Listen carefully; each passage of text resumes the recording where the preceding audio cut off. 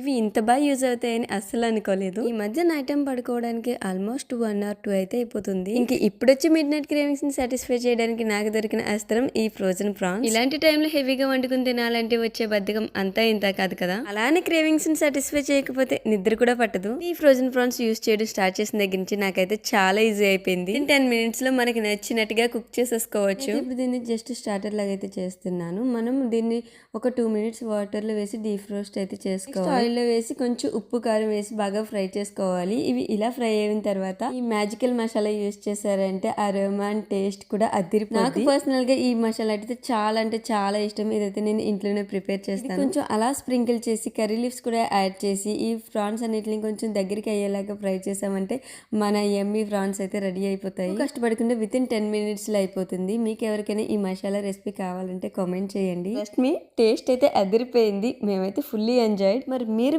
Mid night క్రేవింగ్స్ని ఎలా satisfy చేస్తారో comment చేసేయండి. వీడియో నచ్చితే ప్లీజ్ సబ్స్క్రైబ్ చేసుకోవచ్చు కదా.